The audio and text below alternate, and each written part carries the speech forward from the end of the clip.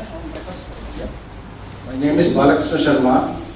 I came from Mangalore. By profession, I am an advocate. Actually, I incidentally came to this program last introductory seminar Sunday. Actually, my wife belongs to Bangalore, so I just on TV9. Rudramurthy sir came in the TV9, and flash was coming.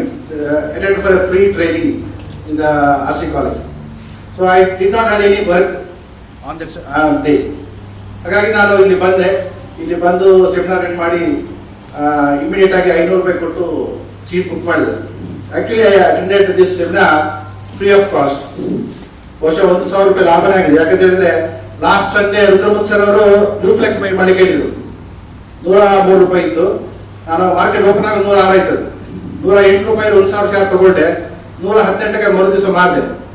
10,000 ರೂಪಾಯಿ ಲಾಭ ಆಯಿತು. 7,000 ರೂಪಾಯಿ fees ಕೊಟ್ಟು 2,000 ರೂಪಾಯಿ ಉಳಿಕೆ ಆಗಿದೆ sir.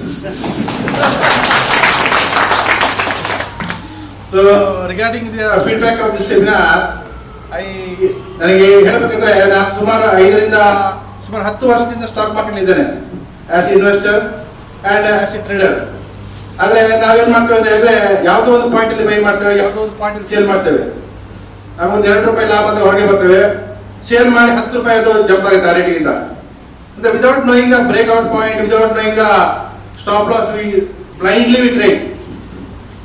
So fundamental analysis ಸ್ವಲ್ಪ ಗೊತ್ತಿದೆ, ಬಟ್ ಟೆಕ್ನಿಕಲ್ ಅನಾಲಿಸಿಸ್ ಯಾವ ಪಾಯಿಂಟ್ ಅಲ್ಲಿ ಬೈ ಮಾಡಬೇಕು, ಯಾವ ಪಾಯಿಂಟ್ ಅಲ್ಲಿ ಸೇಲ್ ಮಾಡಬೇಕು ಇದನ್ನೆಲ್ಲ ನನಗೆ ಗೊತ್ತಿಲ್ಲ. But I think from today, if you use this technical analysis to our trading, this one, I think we can make a lot of money. And I thank Mr. Rudramurthy sir and wish all the best for all of you.